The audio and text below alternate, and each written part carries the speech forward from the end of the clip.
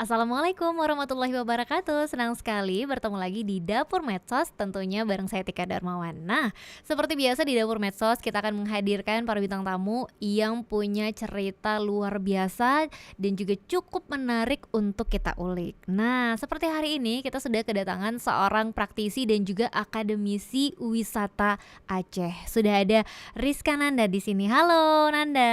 Halo, selamat Wah, pagi. pagi. Gimana kabarnya Nanda? Alhamdulillah sehat. Alhamdulillah ya.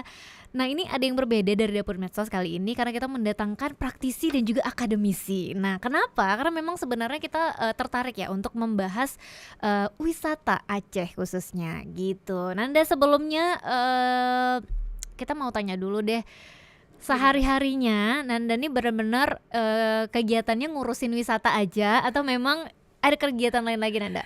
Iya, sebenarnya ngurusin wisatanya itu Hmm. dari aspek penyiapan sumber daya manusianya. Oke. Ya, jadi Nanda ya, Ya, Nanda ini hari-harinya itu yang ngajar ngajar ya. di Universitas Muhammadiyah Aceh, di Fakultas Vokasi Prodi Pariwisata Perhotelan khususnya. Oke, Gitu. oke. Nah, ini yang menarik ya. Kenapa Nanda tertarik berada di bidang ini? Kuliahnya juga kan waktu itu di UGM ya. Iya benar, Nah, UGM. jurusan?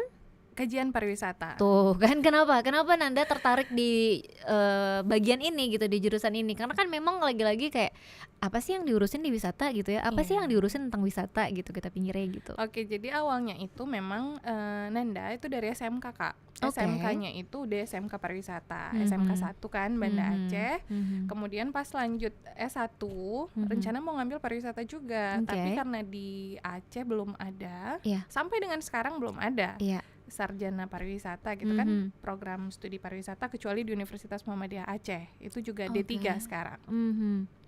Jadi berpikirlah untuk mengambil jurusan yang paling relevan, paling punya hubungan dengan pariwisata. Ngambil bahasa Inggris di Unsia. Oke. Oke. Aha. Terus setelah dari situ baru langsung lanjut ke S2 pariwisata, kajian pariwisata di UGM.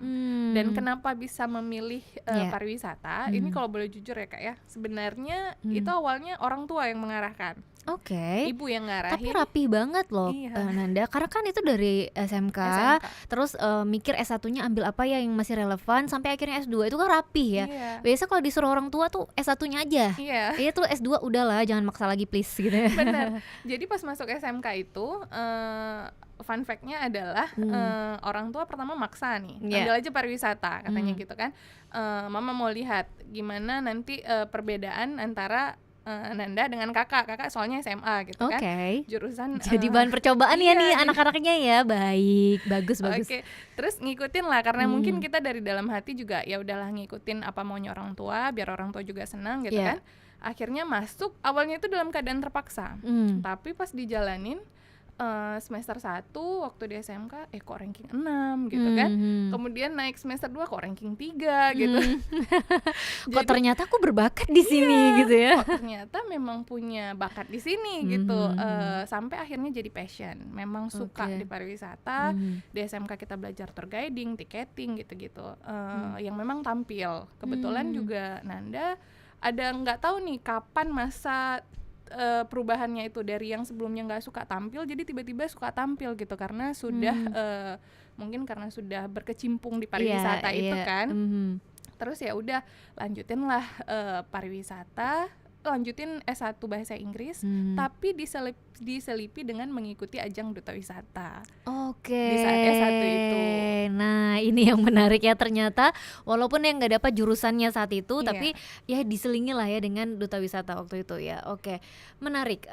Berarti memang gini ya, kalau kita mau nanya ke duta-duta wisata lainnya saat itu mungkin ya, kenapa mereka ikut duta wisata ya? Mungkin karena dengan alasan A, B, C dan D gitu.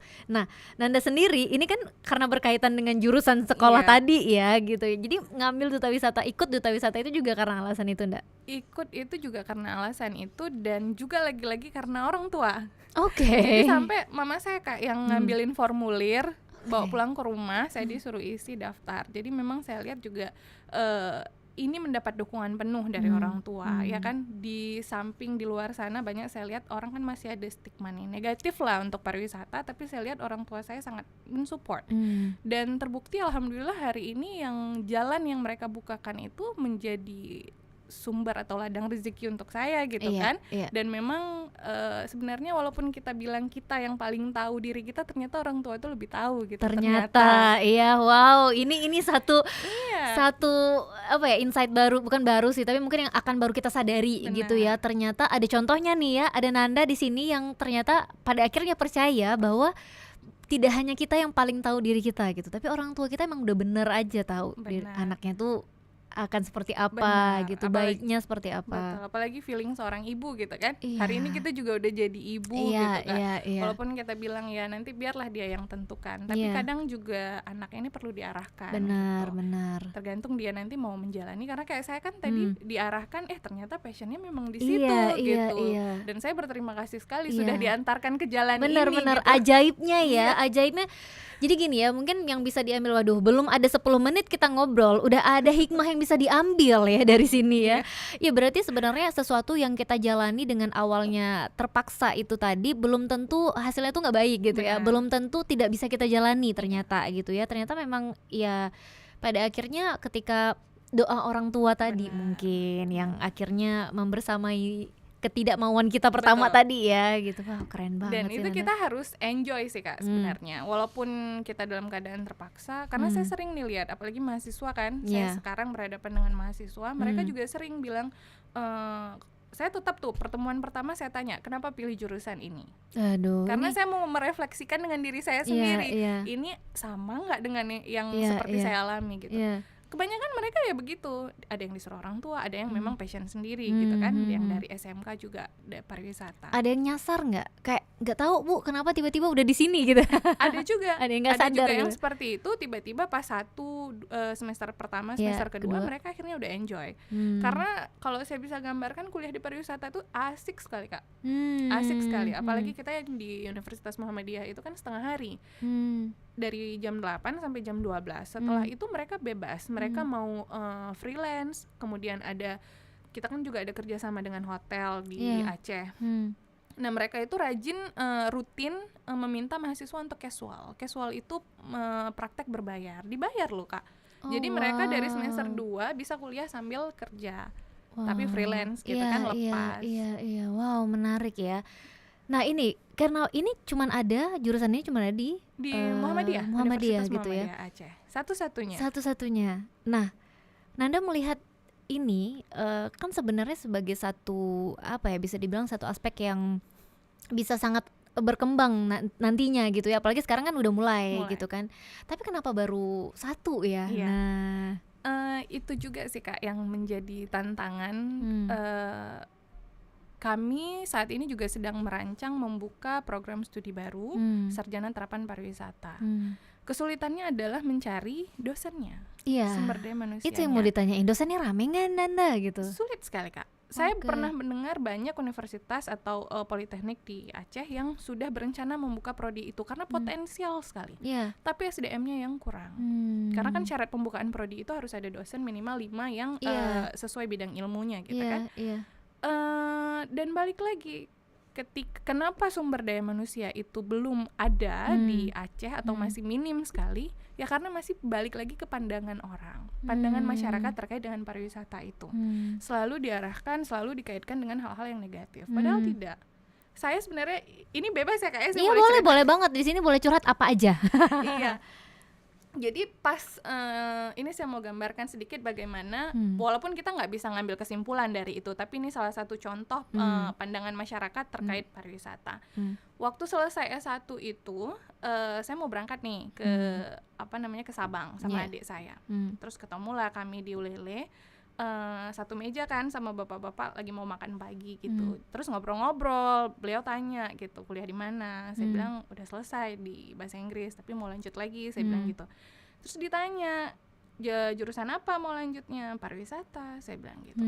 Langsung responnya beliau itu adalah, maaf harus saya sampaikan, langsung beliau merespon begini, kenapa nggak buka kalau serius pariwisata, kenapa nggak buka kafe remang-remang aja di sini gitu. Aduh. Kebayang nggak Kak saya harus berekspresi seperti apa? Wow. Saya nggak expect loh jawaban Bapak itu. Iya kan?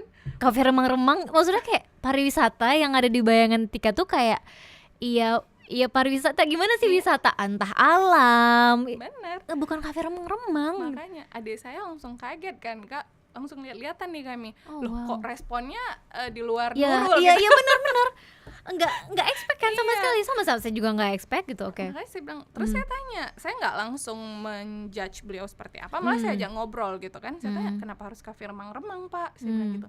Loh iya kan pariwisata itu kalau bukan perempuan ya judi gitu katanya. Oke, berarti ini Makin yang jauh nih. iya saya pikir. benar. Berarti mungkin memang nggak bisa kita simpulkan seperti yang Nanda Iya. bilang tadi, tapi setidaknya ada stigma itu di masyarakat. Pandangan-pandangan seperti itu barulah Wow. saya masuk kan. Saya masuk, saya bilang pariwisata tuh nggak seperti itu loh Pak. Saya bilang walaupun memang ada tapi kan bukan di sini. Saya Iya. bilang begitu. Apalagi Dan nih Aceh ya. Iya, banyak sekali jenis pariwisatanya itu. Kembali lagi pada kita dan fokus pemerintah. Mau Iya. dikembangkan menjadi destinasi apa nih Aceh? Itu kan pilihan tapi yang tidak akan pernah tersedia di Aceh gitu kan. Bisa kita Iya, jamin benar, itu tidak benar. akan tersedia. Jadi ayolah sama-sama kita berpikir pariwisata itu nggak seperti itu gitu. Kemudian beliau tanya, terus orang tuanya gimana? Kasih kamu ngambil jurusan pariwisata? Disuruh Pak. Terus saya bilang ya malah disuruh, saya bilang Iya. malah disupport penuh. Saya bilang. Terus beliau sambung lagi, anak saya juga ada di SMK katanya gitu kan. Anak saya juga ada masih sekolah, tapi nanti saya mau masukin dia ke SMK katanya gitu kan. Ke SMK jurusan apa? Saya tanya. Pasti bukan pariwisata ya. Jurusan apa namanya, tata busana. Oh Oke. menarik, saya Iya, pikir gitu iya. kan. Cuman ada satu poin yang saya berpikir begini Kak, agak terbatas, seperti ada tembok besar yang menghalangi pola pikir masyarakat kita. Jadi beliau sampaikan ke saya, karena sekarang kalau tata busana itu harganya udah berapa sekali jahit baju katanya gitu kan. Iya memang sih mahal, kita rasakan itu, tapi ya sesuai dengan kualitas. Jadi bayangkan kalau nanti dia udah bisa jahit baju, dia bisa jahit baju pejabat. Nah di situ saya berpikir, lah bapaknya kok cuman berpikir anaknya bisa jadi pejabat, bukan jadi pejabatnya gitu. Makanya saya berpikir, oh ya sudahlah, tidak perlu saya perpanjang gitu kan. Cuman saya bilang, saya garis bawahi bahwa pariwisata itu tidak seperti yang kita pikirkan. Walaupun memang ada, tidak salah yang bapak itu bilang, tapi bukan di Aceh. Memang mungkin gini ya, beliau bisa menyampaikan seperti itu karena pada kenyataannya mungkin di beberapa tempat atau di lapangan lah kita bilangnya, beliau masih menjumpai itu. Makanya mungkin itulah stigma yang ada di kepalanya saat itu gitu. Tapi kan balik lagi kalau kita mau ngelihat pariwisata Aceh saat ini gitu ya, kayaknya kan udah berkembang luas banget ya Nanda gitu kan. Dan luar biasa itu juga banget. Kak, jadi pas saya agak agak penasaran nih dengan background bapaknya. Saya tanya, Bapak dari daerah mana? Saya bilang tinggalnya. Dan beliau menjawab daerah yang salah, saya nggak mau sebut di sini ya, tapi daerahnya itu adalah daerah yang memiliki objek wisata luar biasa. Oh wow. Jadi saya berpikir, oh pantesan ya, maksudnya agak lambat perkembangannya ya, karena wisata mungkin di sana gitu ya. Sebagian besar masyarakatnya mungkin ya, walaupun nggak bisa kita garis bawahi, nggak bisa kita ambil kesimpulan dari situ, tapi ya masih ada ternyata pandangan-pandangan seperti itu. Karena kan sering Kak kita lihat sekarang, dulu sih, sekarang udah mulai terbuka masyarakat. Pariwisata itu ditolak oleh masyarakat begitu ya, mungkin karena itu. Dulu kan kita melihat kayak belum bisa semua wisatawan itu masuk sembarangan gitu ya, masih apa sih kayak kita menghargai peraturan yang ada di sini dengan harus berpakaian yang syar'i, harus menutup kepala dan lain-lain gitu. Tapi dulu malah nggak boleh sama sekali gitu ya kan, tidak ada syarat dan ketentuan, memang nggak boleh. Benar. Ya kan, kalau sekarang kita lihat udah lumayan udah lah ya, kayak di Masjid Raya gitu ya, udah boleh yang dari lain, tapi ya gitu tetap ditutup kepalanya dan lain-lain gitu. Kadang kan kita kayak dulu tuh kita bilang gini, kenapa sih nggak mencontoh Malaysia saat itu ya, kayak mereka tuh wisatawan boleh masuk ke masjid tapi kan disediakan roknya, disediakan Jubahnya. jubahnya. Nah kita melarang karena nggak pakai baju muslim. Sedangkan wisatawan ini kan datangnya dari berbagai daerah yang memang mungkin dia nggak punya baju muslim, tapi kita tidak menyediakan. Iya, dan informasi terkait dengan harus penutup aurat itu tidak sampai ke mereka. Nah Ya, gitu. Tapi kan sekarang sudah ya. Iya, sudah iya. Sekarang ada. kita lihat udah disediakan juga. Iya. Bahkan nggak untuk wisatawan aja, bahkan untuk warga lokal juga kan kalau tidak berpakaian muslimah juga silakan pakai kainnya Kak gitu ya pasti. Dan ini menurut saya sih sebuah kemajuan ya kan Benar. gitu. Dan itu sebuah bentuk keterbukaan masyarakat dan pemerintah setuju. terkait dengan pariwisata. Setuju, gitu. setuju. Dan kenapa sekarang saya lihat pariwisata di Aceh itu relatif lebih mudah dikembangkan karena sudah ada penerimaan dari masyarakat. Masyarakat sudah mulai terbuka, Kak. Benar-benar. Kalau dulu kan cuma di beberapa daerah aja. Iya. Contoh misal Sabang ya, cuman Sabang nih Cuman yang Sabang. lumayan terbuka gitu ya, tapi daerah lain kayak enggak dulu Benar. gitu ya. Tapi Nanda terkait dengan tadi kan kuliahnya S2-nya di UGM jurusan kajian pariwisata. Itu tentang apa sih maksudnya spesifiknya gitu waktu itu tesisnya? Tesisnya itu tentang strategi pengembangan Sabang sebagai destinasi pariwisata kapal pesiar. Oke, menarik karena kan memang sering tuh ya pada mampir ya ke situ ya. Sering sekali, Kak. Tapi kan itu kapal pesiar yang mampir itu mereka turun gak sih? Turun. Tapi kita boleh naik nggak? Untuk orang-orang tertentu gitu, misal dari pemerintahan mau lihat gitu bisa. boleh. Tapi kalau masyarakat nggak bisa ya? Nggak bisa secara umum, itu nggak bisa, Kak. Kayak kemarin saya pas riset itu dikasih, tapi dengan memo dari dinas dan dari BPKS gitu kan, didampingi oleh mereka begitu. Kenapa sih memilih itu Nanda tesisnya? Iya, karena saya melihat ketika kapal pesiar itu datang ke Sabang, itu kan gongnya itu dapat ya, Kak ya. Antusiasnya luar biasa loh itu. Kayak orang dari berbagai daerah datang ke Sabang cuman buat lihat kapal pesiar ya kan, Kak. Kak. Merinding loh aku. Tapi saya mau melihat dari sudut pandang yang berbeda. Saya mau melihat sebenarnya kunjungan kapal pesiar ke Sabang ini mendatangkan manfaat tidak? Nah, mendatangkan benefit tidak untuk masyarakat? Dan itu sebenarnya sempat ditolak oleh dosen pembimbing dan kaprodi saya pada masa itu. Oh iya? Iya. Kenapa, Kak? Karena UGM ini kan terkenal dengan kampus kerakyatan gitu ya. Benar. Dan pariwisata kapal pesiar itu lebih ke pariwisata yang luxury gitu. Mungkin agak jauh dari keterlibatan masyarakat. Tapi saya justru mau melihat celahnya itu ada nggak sih sebenarnya. Iya, ngapain gitu datang, memang orang antusias, tapi apa keuntungannya gitu? Benar. Ya. Jadi saya melihat waktu itu adalah dari aspek keuntungan secara ekonomi, kesiapan destinasi, pemenuhan indikatornya, kemudian yang terlahir adalah keterlibatan masyarakat. Dan ternyata sebenarnya masyarakat itu sudah terlibat dalam pariwisata untuk menyambut kapal pesiar, tapi skopnya itu masih kecil sekali. Ya. Yang saya lihat ternyata, Kak, dalam satu kali kunjungan kapal pesiar itu akan berpotensi masuk uang ke Sabang itu sekitar 500-an juta. Dalam satu kali kunjungan. Dan seharusnya uang itu bisa dinikmati oleh masyarakat. Terjadi perputaran uang, multiplier effect-nya itu terjadi di Sabang. Tapi faktanya tidak. Oh wow. Faktanya tidak. Yang didapatkan oleh masyarakat itu hanya kalau air nih, Kak ya, keran air hanya tetesan aja. Justru kucuran air yang kencangnya kemana? Itu direspon oleh travel dari luar yang menyediakan paket wisatanya. Jadi saat wisatawan kapal pesiar itu turun, mereka kan melakukan shore excursion namanya gitu kan, dengan durasi 3 sampai dengan 6 jam. Dan itu mereka beli paket. Paketnya itu dijual oleh travel besar dari pusat, dari Jakarta gitu.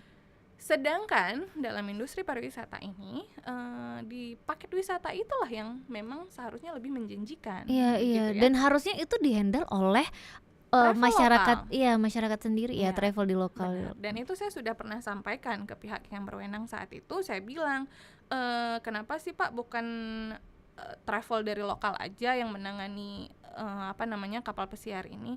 Nggak bisa, soalnya kalau cruise operatornya itu minta travel yang kredibel, punya pengalaman. Terus saya sanggah kalau tidak pernah diberi kesempatan, gimana caranya punya pengalaman? Saya bilang gitu kan. Ya minimal tidak sepenuhnya dikasih ke travel lokal, tapi digandeng lah travel luar digandeng dengan lokal. digandeng lah dengan travel lokal. Tujuannya apa? Biar bisa jadi portofolio. Iya, Dia punya pengalaman menangani itu gitu kan. Karena kesempatannya kalau tidak pernah dikasih ya kapan dia punya pengalaman gitu. Dan pada saat saya wawancara melakukan riset itu banyak sekali travel yang maksudnya sampaikan ke saya, mereka curhat, ya kami di sini hanya jadi penonton. Sayang kan Kak, miris kan Kak? Iya, miris banget. Iya, yang seharusnya mendapatkan keuntungan 500 juta dalam satu kali kunjungan, Kakak bayangkan dalam 1 tahun itu paling tinggi kemarin waktu saya riset itu tahun 2017 kalau nggak salah, itu sampai dengan 11 kali kunjungan dalam 1 tahun. Berarti hampir rata-rata sebulan sekali itu ada gitu kan. Bahkan dalam 1 hari itu pernah datang kapal pesiar sekaligus 2. Satu di CT1, satunya di CT3. Dan Sabang itu mampu, sebenarnya mereka siap. Hanya saja tinggal keterlibatan masyarakat dalam pengelolaan kapal pesiar. Dan diberi kepercayaan. Kepercayaan. Ada trust antara pihak yang berwenang, apakah dinas, pihak-pihak terkait lah kepada masyarakat, dan akan muncul juga trust dari masyarakat terhadap pemerintah, gitu ya. Kami diberikan kesempatan sehingga ya kami harus terbuka. Dan biasanya itu akan loyal ya. Benar. Masyarakat pasti loyal karena mereka dipercaya gitu. Selama ini kan mereka trust issue ya. Sama-sama trust issue nih gitu ya kan. Jadi kayak ya ngapain kita berbuat banyak? Benar. Toh mereka nggak percaya ke kita gitu ya. Sebenarnya kalau dari pemerintah sendiri juga sudah berupaya ya Kak ya untuk karena kan tujuan dari pariwisata itu dengan datangnya kunjungan kapal pesiar atau kunjungan wisatawan, yang kita cari itu kan adalah belanja wisatawan. Mereka menghabiskan uang sebanyak-banyaknya di tempat kita gitu kan. Pemerintah sudah memfasilitasi itu. Mereka sudah buat stand yang temporer untuk berjualan masyarakat di situ, karena kan pelabuhan kita bukan pelabuhan khusus kapal pesiar ya. Pelabuhan yang multifungsi, jadi tidak bisa dibuat di yang situ. yang permanen itu nggak bisa. Situ, jadi temporer saja sifatnya. Kemudian masyarakat ya peluangnya dari situ, mereka berjualan. Kemudian ada yang transportasi lokal yang digunakan. Tapi kan ya gitu Kak, faktanya paket yang wisatawan beli itu ada 3 jenis, paket jalan kaki, paket naik beca, dan paket naik mobil. Nah, ketika mereka beli paket ini, keterlibatan masyarakat adalah di penyedia transportasi. Ya, mereka penyedia mobilnya dan driver. Kalau yang beca juga seperti itu, untuk ongkos becanya. Dan satu lagi adalah peluang dari tour guide. Dan tour guide itu kan nggak satu wisatawan, satu pemandu kan enggak. Ya, jadi dia berkelompok. Kemudian misal yang paket jalan kaki itu per 12 wisatawan satu tour guide. Waktu itu yang hasil riset saya. Nah, tour guide-nya itu hanya dibayar ya sama seperti harian biasanya, 350.000 per 3 sampai dengan 6 jam per sekali kerja mereka lah menangani tamu itu. Dan driver mobil juga seperti itu, dibayar driver, dibayar mobil 500.000 satu paket. Sedangkan yang mereka beli, kalau paket jalan kaki itu per pax, per wisatawan itu bayar $50. Gila. Jadi 50 kali 12 itu udah berapa Kak? Mereka cuma ngeluarin uang 350.000 untuk bayar tour guide. Kemudian ada juga snack-snack yang disiapkan di satu poin. Nanti mereka sambil jalan singgah di situ makan. Ya tapi seberapa lah itu ya kan Kak? Makanya tadi saya bilang sebenarnya yang paling mendatangkan potensi keuntungan itu ya dari paket wisata. Tapi sayangnya itu justru belum direspon oleh travel lokal. Sebenarnya bukan belum direspon, saya yakin 100% mereka travel lokal mau. Iya, benar. Hanya saja kesempatannya yang belum ada. Mungkin tadi karena persyaratan ya, harus yang bisa dipercaya, kemudian punya pengalaman, punya nama gitu. Karena kalau kita aja nih main ke Sabang misalnya ya, kita ngelihat kayak driver-driver yang kita sewa lah, kita bilang sekalian dengan kendaraan itu. Mereka tuh memang udah sangat terbuka untuk kayak ibu mau kemana nih, mau kemana Kak, ini kita bisa ke sini loh, dalam 1 hari ini kita bisa ke sini. Mereka tuh udah punya informasi. Itu kemampuan untuk menghandle tamu.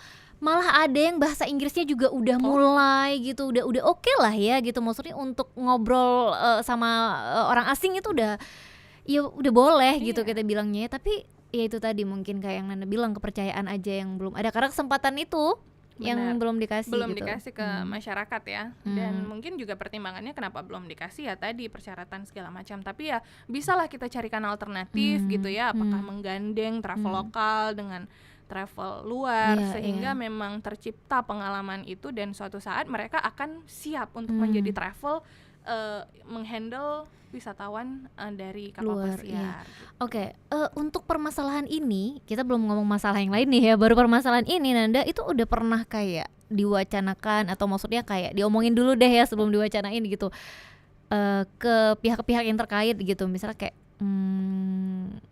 iya ya bisa jadi ya gitu, ada nggak sih gitu Kak? Pernah sih Kak sebenarnya, bahkan dari saya waktu itu setelah riset sempat dipanggil ya, karena kita kan punya badan khusus tuh Iya, untuk iya.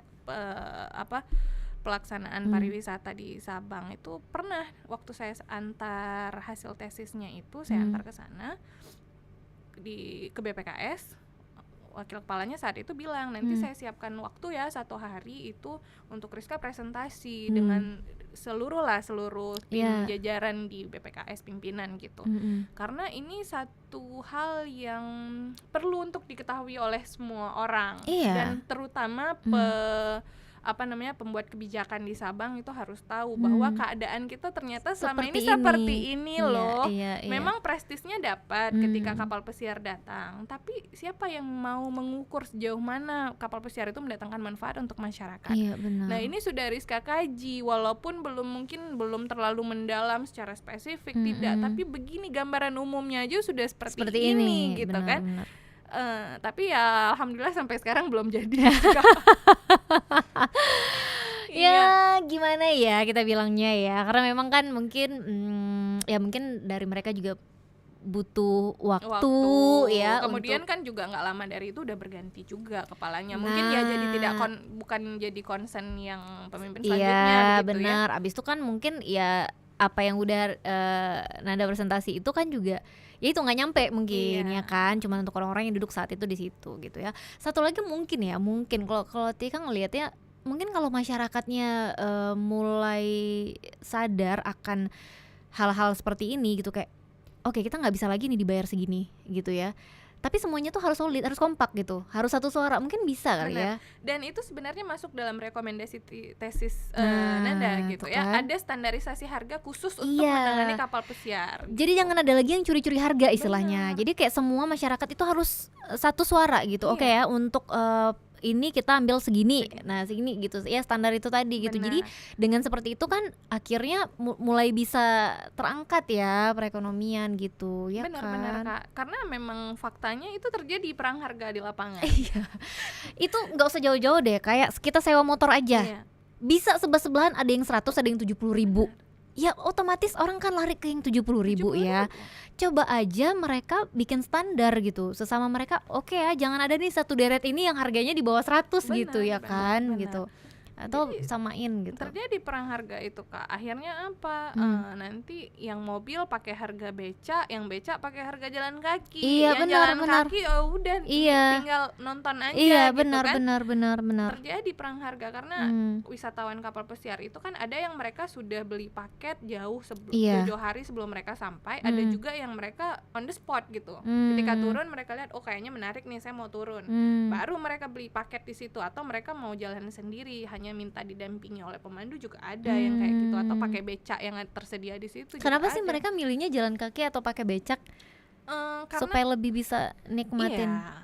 Karena kan juga Sabang maksudnya untuk di wilayah di dekat pelabuhan itu sendiri banyak yang bisa dinikmati kan, dekat dengan pusat perdagangan, kemudian ada pantai terdekat juga gitu ya, paling jauh ke Ibo. Nah kalau ke Ibo itu yang harus pakai mobil, tapi kalau sampai ke Sumur 3 itu masih bisa pakai becak. Oke, baik. Nah, dan itu kan jadi transportasi lokal menurut mereka, nggak ada di negara mereka itu becak. Iya, benar. Kalau mobil kan ada, jadi itu juga jadi satu uniqueness yang mereka, ini akan jadi satu pengalaman nih. Berarti becak masih dipertahankan ya di Sabang. Karena kan kalau kayak di sini, misalnya di Banda Aceh aja kita kan ngelihat walaupun masih ada tapi udah nggak banyak. Yang naik becak tuh biasa ya ibu-ibu, ya kan, bapak-bapak mungkin gitu yang nggak tahu cara mesan apa sih, ojek online Iya, misalnya benar, gitu. benar. Oh, tapi di sana masih dipertahankan Masih, segitunya ya? justru Sabang punya ciri khas becaknya itu. Kakak perhatiin nggak kalau waktu ke Sabang itu becaknya itu 2 baris. Kalau kita kan satu aja Oh tuh. iya, Barisnya lu nggak pokoknya tahu 2 lagi. loh. Oh iya. Itu memang becak khusus wisata. Oh. Nah, mereka sudah siap sampai dengan Iya, seperti iya, itu sudah gitu. memikirkan segitunya ya supaya muatnya lumayan Iya. gitu ya. Jadi kalau kita becak biasa itu muat hanya maksimal 2 2, orang, 3. kalau ini 3 sampai 4 muat gitu. Wow. Ini menarik banget dibahas ya, karena memang pariwisata ini adalah satu sektor yang mulai bangkit kalau kita ngelihat ya. Iya.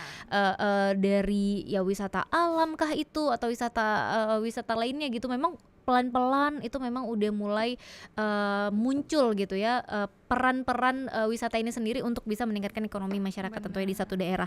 Tapi sebenarnya kalau Nanda mau ngelihat lagi gitu ya, kendala dan juga permasalahan wisata di Aceh ini umumnya tuh apa? Oke, kalau kendala secara umum yang paling penting itu SDM, Kak. Kendalanya. Kendalanya. Oke. Kesiapan, memang masyarakat siap nih menerima pariwisata, Iya. tapi untuk menjadi insan pariwisata itu juga ada syarat-syarat yang harus dipenuhi. Yang pertama itu adalah keramah tamahan. Ya. Bukannya kita terkenal dengan Ramah. masyarakat yang sangat ramah? Iya, kita terkenal dengan ramah, tapi ada di satu bagian itu kita masih belum terbiasa dalam hal melayani.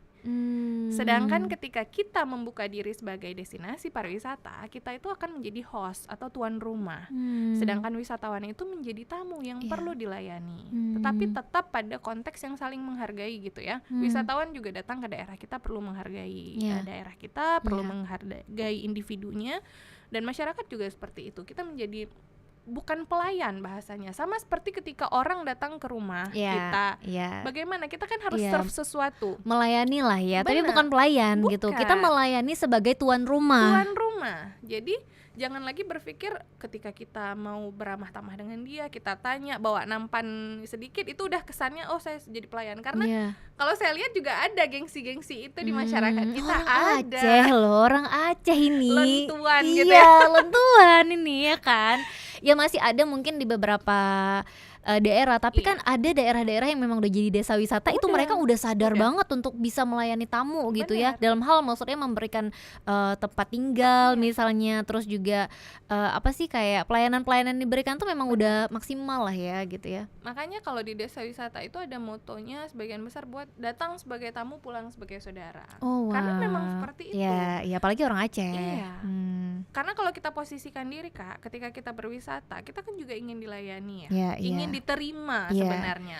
Sebenarnya karena kita kan kadang-kadang daerah yang kita datangin ini sebagai wisatawan kan kita memang nggak tahu ya. Jadi makanya kita butuh warga lokal untuk bisa sebenarnya membantu menuntun kita gitu ya. Mungkin bahasanya dilayani gitu, tapi sebenarnya adalah membantu. Menuntun lebih tepatnya. Dan gitu. ketika kita mau mengambil peran itu juga ada keuntungan untuk kita. Iya kan? Dan mereka datang kan nggak cuma-cuma. Dan itu kalau dilihat bisa jadi suatu peluang bisnis, bisa jadi mata pencaharian kalau kita seriusin gitu. Sabang hari ini kan pariwisata itu udah jadi orang yang bekerja di pariwisata itu udah jadi memang mata pencaharian, profesi utama di bahkan sana. mereka nggak berpikir lagi tes CPNS segala macam. Nggak ada. Mereka sudah menikmati hasil dari rental mobil buat penginapan. Bener, gitu. belum lagi anak-anak kecil aja, anak-anak kecilnya aja tuh udah pada sadar wisata, misalnya pariwisata gitu ya. Jadi mereka tuh udah tahu kayak pernah waktu itu satu kali TVRI ke sana untuk syuting satu program gitu ya. Nah, ada anak-anak yang memang main di sekitar booth yang yang kita mau naik booth itu kan. Nah, mereka tuh atraksi karena mereka tahu mereka akan diberikan uang gitu. Jadi mereka sekecil itu ya, padahal kita bilang peran anak-anak ini, tapi ada, bukan nggak ada gitu. Mereka udah tahu atraksi, lompat dari atas sana ke bawahmu terus berenang, lempar koin ke itu yang biasa gitu. Itu yang di pelabuhan ya. Iya, di pelabuhan. Ini memang di satu booth kita mau nyebrang ke Pulau Klas saat itu. Nah, mereka atraksi di situ. Iya, benar. Dan itu Kak Nanda temui sendiri. Jadi sebelum lanjut S2 itu, waktu S1 kan KKN. KKN kebetulan di Ibu di Sabang. Ya. Jadi ngajar lah nih di SD. Nanda tanya, kalian cita-citanya apa? Satu-satu Nanda tanyain. Terus ada satu anak jawab, saya mau bawa boat katanya gitu. ya kenapa bawa bot? Iya banyak uangnya katanya Wow. gitu. Jadi memang dari Iya. kecil mereka sudah melihat itu dan Dan ditanamkan juga kayaknya sih. dan mungkin itu menjanjikan Iya, gitu kan. jadi orientasinya uang memang Iya, ya. makanya memang. saya bilang boleh seperti itu, tapi nanti tetap sekolah tinggi Iya, ya, saya harus bilang sekolah. gitu. Karena kan mungkin mereka berpikir ya udah setelah Ujung ini. dari sekolah kan kita mau cari uang ya gitu. Benar. Mungkin mereka mikirnya gitu ya. Pemikiran hemat mereka kayak ya udah sekolah tinggi-tinggi kan supaya dapat uang. Dapat uang. Ini nggak harus sekolah tinggi banget tapi kita dapat uang. Dapat uang. Iya, itu sebenarnya mungkin harus dibenahi Benar, juga gitu ya. benar. Terus apalagi nih kendala-kendala yang memang sampai hari ini tuh masih ada gitu terkait Iya. dengan wisata Aceh. Terkait dengan pandangan juga Kak. Jadi Nanda juga sering ngobrol sama teman-teman gitu ya di warung-warung kopi gitu. Sering Nanda dengar memang pandangan kita bahwa pariwisata itu akan maju ketika ada kebebasan. Masih ada pandangan-pandangan seperti itu gitu ya. Jadi Nanda sampaikan tidak harus menjadi destinasi pariwisata itu. Kalau Aceh mau jadi destinasi pariwisata tidak harus menjadi seperti Bali, tidak harus menjadi seperti Jogja. Aceh akan mampu menjadi destinasi wisata unggulan dengan ciri khasnya sendiri. Uniqueness-nya, keunikannya apa? Syariat Islam yang diterapkan, ya kan? Karena tidak semua wisatawan juga mencari kebebasan ketika mereka melakukan perjalanan wisata. Dan ketika ada wisatawan yang mencari kebebasan berarti bukan dia pasar kita. Iya, bukan dia pasar kita dan bukan Aceh tempatnya. Iya kan, Kak? Okay. Hari ini kita mau belanja nih ceritanya. Kita mau belanja mau beli ikan. Kebutuhan kita adalah beli ikan. Kita perginya ke pasar daging. Dapat nggak, Kak? Iya, ya nggak dapat. Iya, benar. Itu makanya jadi kehadiran Aceh dengan identitasnya, dengan keunikannya itu justru akan menjadi diferensiasi jenis destinasi wisata yang ada di Indonesia. Orang mau cari wisata budaya ke Jogja. Orang mau cari wisata rekreasi, hiburan itu akan ke Bali. Ditambah dengan alamnya gitu ya. Budaya juga banyak combine sudah di Bali itu sudah kompleks sekali jenis wisatanya. Tapi ketika orang mau cari destinasi yang untuk meningkatkan spiritualitas, kecintaannya terhadap Tuhan Yang Maha Esa gitu ya, kehidupan yang normal, kehidupan yang tenang, di mana ya di Aceh. Benar. Jadi jangankan wisatawan, mahasiswa Nanda itu juga ada yang Nanda tanyain, kenapa kuliah di sini? Karena dia dari Medan. Karena orang tua lebih yakin Kak ngirim saya ke Aceh. Di Aceh itu lebih aman dan pergaulan saya itu akan lebih terjamin.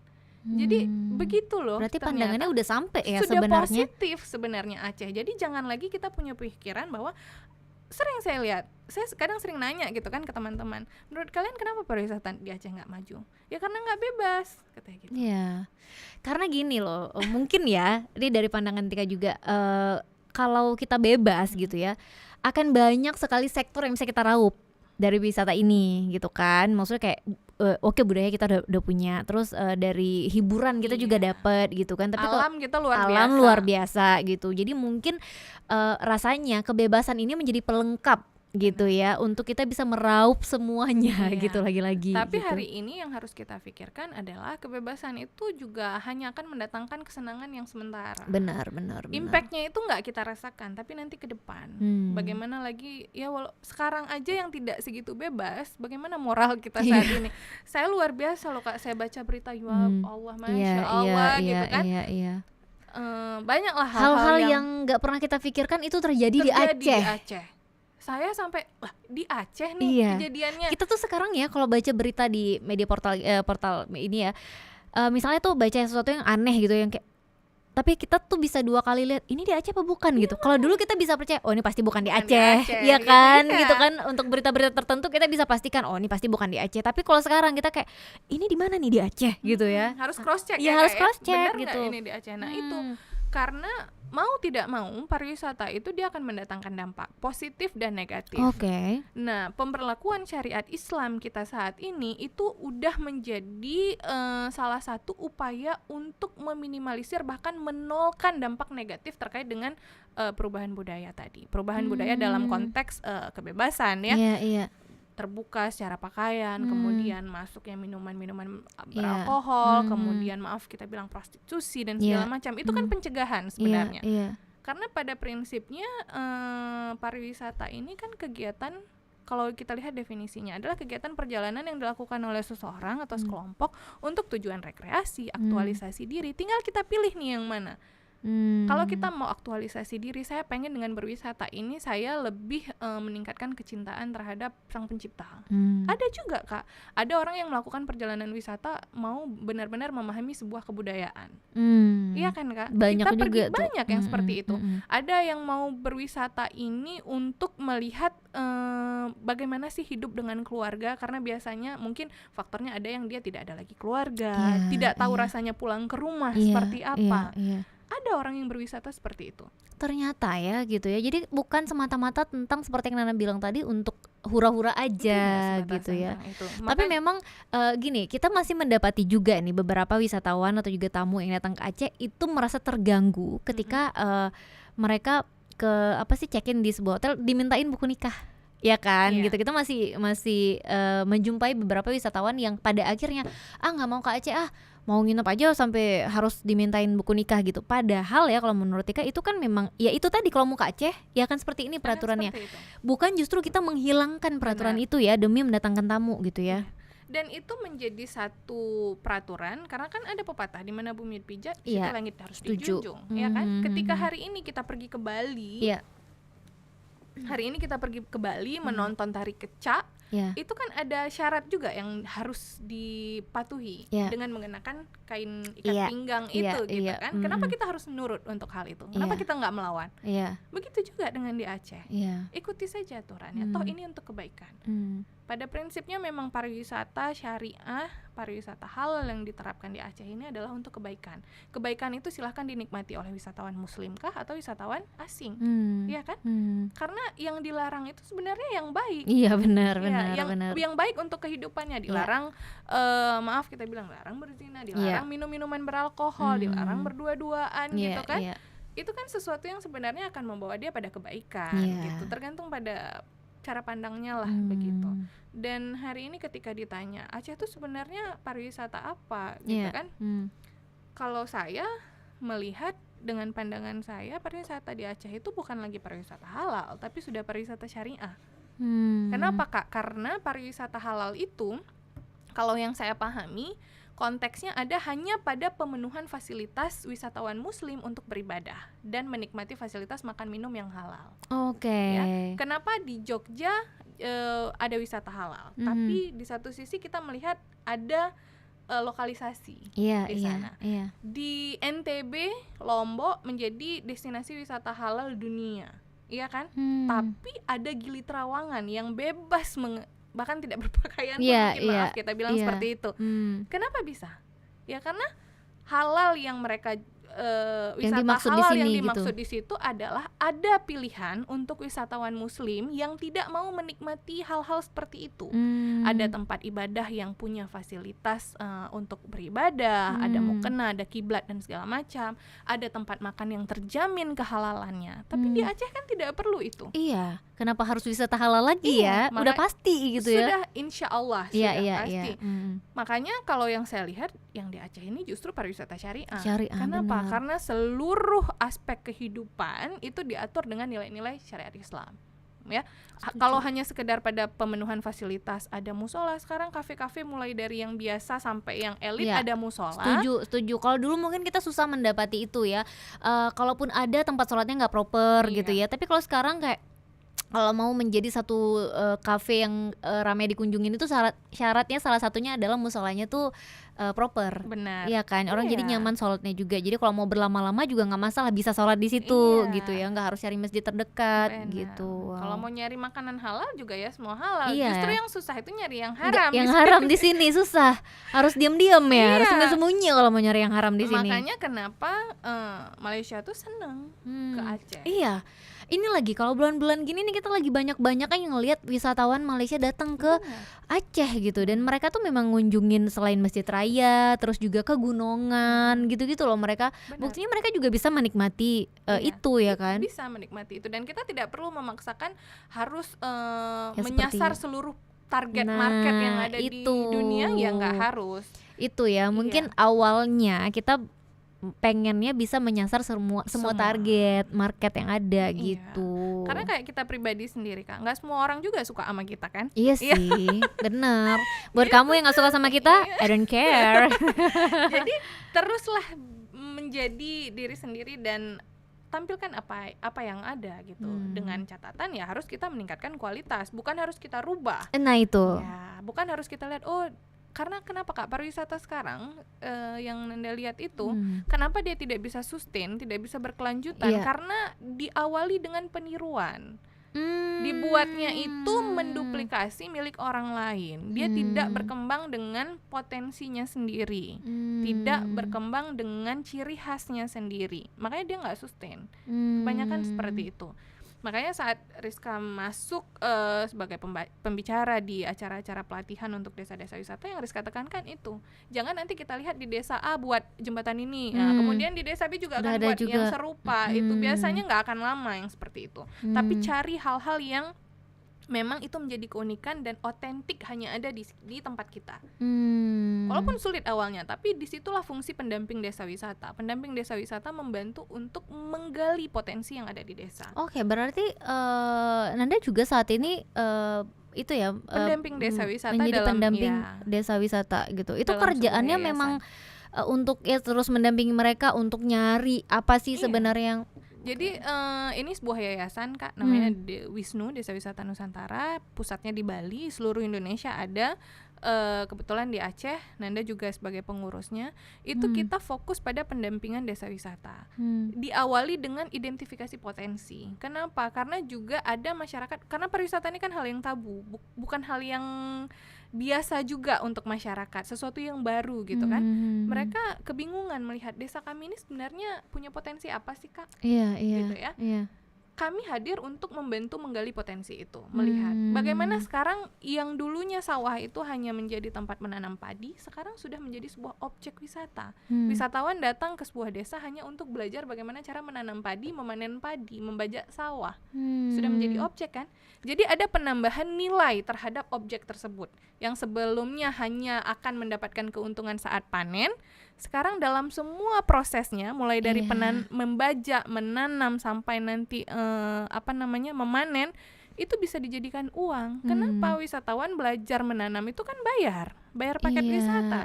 Si pemilik ladang, si petaninya kan mendapatkan keuntungan. Tidak hanya saat memanen gitu kan. Jadi sebenarnya yang dibeli adalah dari paket ini ya, yang dibeli adalah pengalamannya Kak. Iya. Anak-anak di luar sana mungkin mereka tahu yang mereka makan itu nasi, tapi dari mana pohon nasinya itu mereka nggak tahu. Ya bener, iya lagi, yang mana pohon nasi. Iya bener juga. Jadi perlu diajarkan hal-hal seperti itu, dan itu menjadi peluang yang perlu direspon oleh masyarakat. Saya pernah ngisi materi untuk pelatihan di daerah Melabuh Kak, tapi saya lupa desanya apa ya. Mereka yang berkembang itu ada satu wilayah namanya Suaribe, itu pantai. Nah, pandangan masyarakat yang lain dari desa yang lain, kami nggak bisa jadi desa wisata karena kami nggak punya pantai. Jadi masih terbatas pada yang menjadi objek wisata itu adalah yang punya pantai. Yang desanya punya pantai. Terus saya bantu untuk menggali potensinya. Saya tanya desanya apa, saya lupa Kak, saya lupa apa nama desanya. Tapi desanya itu yang saya dapat gambarannya itu adalah di sebuah hutan di belakang pegunungan gitu. Mereka punya sungai yang biasanya sungai itu untuk mencari emas. Oke. Yang banyak batu-batu ya berarti ya. Iya kayaknya. Iya kan, sungai yang bukan coklat warnanya ya, tapi yang jernih gitu kan. Iya. Jadi biasanya di situ ada orang untuk ambil emas katanya gitu. Oke, saya udah punya gambaran. Terus ada apa lagi? Nggak ada apa-apa Kak, yang ada cuma jembatan tali. Kakak kalau pernah pikir bagaimana bentuk Siratal Mustaqim ya seperti itu. Dengan polosnya mereka bilang cuma dengan tali. Jadi kakak injak tali di bawah, pegang tali di atas untuk nyebrang. Dan mereka baru dibuatkan jembatan itu sekitar 3 tahun atau 4 tahun yang lalu baru dibuat jembatan yang proper gitu kan. Tahu deh kayaknya daerah itu memang ini banget di situ ya. Bahkan waktu itu sinyal aja susah banget di situ. Jadi beliau sampaikan ke saya kan, tapi sekarang kami nggak mau hilangkan jembatan itu kenang-kenangan, masih sebatas kenang-kenangan. Oke, sudah 2 potensinya, saya catat. Yang ketiga, apalagi yang bisa dinikmati? Nggak ada Kak, selain gunung sama ada suara hewan di situ, seperti monyet tapi lebih besar. Saya juga lupa apa namanya ya. Itu hanya bisa dinikmati di jam-jam tertentu dan hanya di satu spot. Saya bilang justru itu yang mahal dan otentik, saya bilang gitu kan. Akhirnya sudah saya bilang berarti potensinya ini itu yang harus dikembangkan. Mereka tanya, emang ada Kak yang mau beli paket untuk dengar suara monyet katanya. Iya lagi, ya polos banget ya. Ya betul mereka nanya kayak gitu, kayak ya emang apa yang menjual dari ini gitu kan. Tapi bagi pencinta alam, kemudian orang yang riset, suka mau melakukan riset, kemudian itu memang ada segmentasi khusus. Dan itu akan menarik sekali, akan menjadi sesuatu yang mereka sulit dapatkan di tempat lain. Iya, mereka bayar mahal untuk itu. Untuk waktunya itu. Makanya kalau kalian berpikir bahwa dengan hanya ada pantai sekali masuk berapa? 5.000, iya kan? 5.000, kemudian didukung dengan fasilitas makanan dan segala macam, itu kan udah terlepas dari biaya entrance fee, biaya masuk. Tapi ketika kalian jadikan satu paket itu kombinasi bagaimana tadi melewati Titi Ayun gitu ya, kemudian belajar mencari emas di sungai itu, kemudian atau apalah kegiatan lain yang bisa dilakukan di sungai dengan memanfaatkan sumber daya air di sungai itu. Kemudian ada satu momen yang terschedule bahwa nanti jam 4 sore kita akan duduk di satu bukit, satu titik itu kita akan melihat suara monyet saling bersahutan. Itu menjadi sesuatu yang mahal sekali Kak kalau dalam dalam pariwisata. Kenapa dia tidak bisa dapatkan itu di tempat lain, di kota dimanapun nggak bisa. Dan di jam lain dia nggak bisa. Harus ada momen yang dia simpan untuk menikmati itu, dan itu mahal. Walaupun kalian sebulan hanya datang 10-15 orang, tapi sekali jual paket itu dengan nilai yang tinggi, tapi disesuaikan dengan kualitas kita mengelola secara profesional, kemudian tersedia layanan makan minum, pokoknya yang dibutuhkan wisatawan semuanya ada di situ. Itu silahkan jual berapa kali lipat dari harga biaya masuk ke pantai tadi. Jadi hanya dengan 10 kunjungan itu bisa menyaingi atau bisa hampir sama seperti 100 orang, misal 100 orang yang datang ke pantai. Begitulah mahalnya. Kenapa orang sekarang mau mahal-mahal beli paket wisata? Kalau di Bali kita lihat hanya untuk yoga, hanya untuk melukis di pematang sawah istilahnya. Bagaimana sekarang di luar itu paket yang dijual adalah watching bird, cuman melihat burung terbang. Benar. Ada tuh. Iya, paketnya Bang Agus kita baru undang juga kemarin. Nah, itu juga. Dan itu katanya yang beli paketnya itu tuh biasa kakek-kakek, nenek-nenek dari luar negeri. Benar. Mereka tuh menikmati hidup dengan nontonin burung, guys. Makanya sesuatu yang kita anggap biasa aja, dan mungkin ada keraguan dalam hati kita, kayaknya nggak ada lah yang beli ini gitu kan. Akan ada.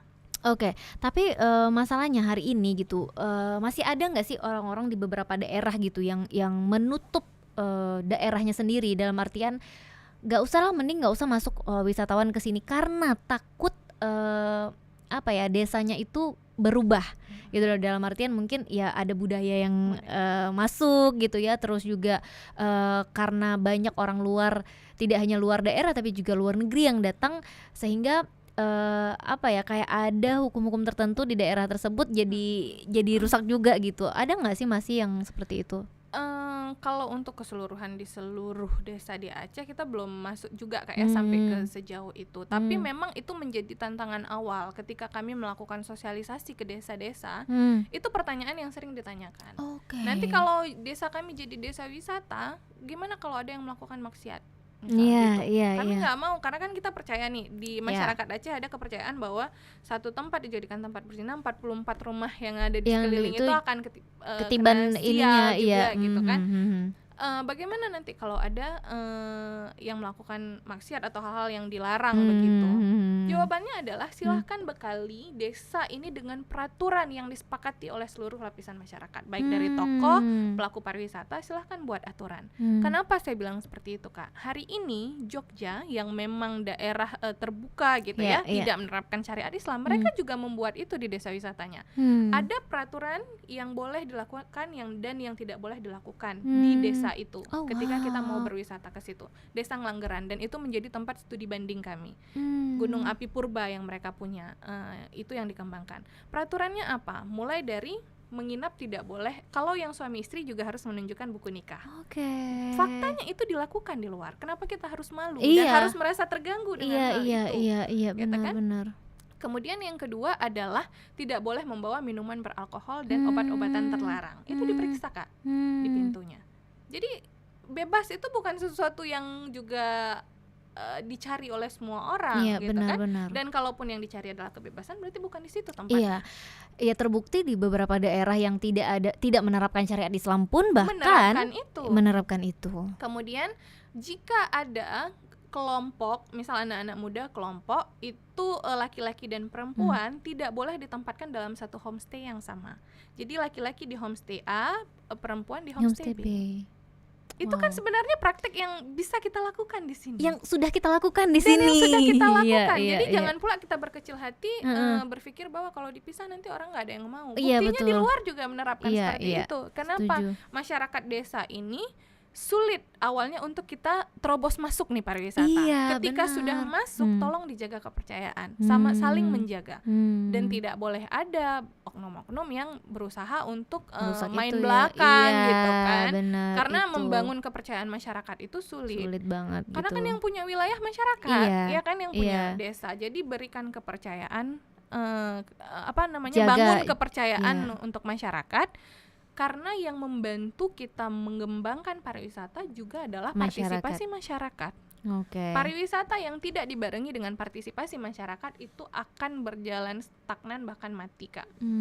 Kenapa? Tidak ada dukungan dari masyarakat. Masyarakat apatis, acuh gitu kan. Yang datang, tamu yang datang juga kayak ya udah nggak ada yang tidak merasa wah saya nggak disambut nih gitu kan. Karena kadang hanya dengan selamat pagi mister, misal kita cuma gitu good morning gitu kan, itu menjadi sesuatu hal yang luar biasa bagi mereka karena kebiasaan mereka juga seperti itu. Dan mereka melihat di Indonesia juga seperti itu. Dan ternyata mereka bisa merasa diterima dengan sangat baik gitu ya.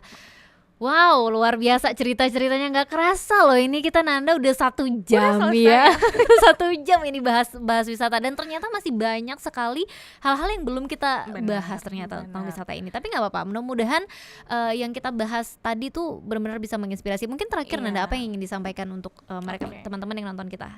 Paling kendala ya, Kak ya. Satu lagi tantangannya adalah di Aceh itu masih minim sekali sekolah pariwisata.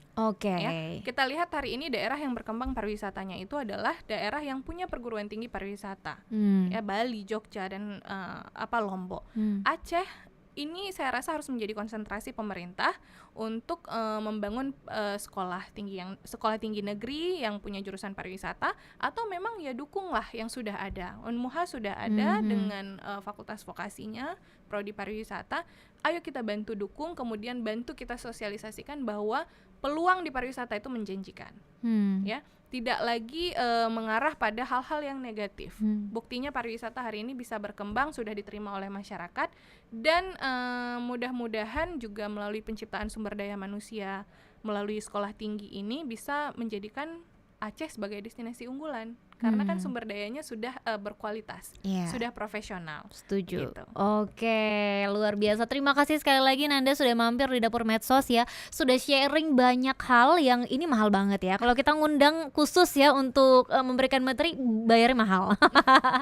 Oke, yang pasti Nanda terima kasih sekali lagi. Mudah-mudahan ini untuk teman-teman yang memang tadinya ragu ya, jadi yakin ternyata di pariwisata nih bisa menjanjikan itu ya. Oke, terima kasih juga untuk teman-teman yang udah nonton kita hari ini ya. Kita ketemu lagi di episode lainnya. Kalau gitu langsung aja saya Tika Darmawan pamit. Wassalamualaikum warahmatullahi wabarakatuh. Bye.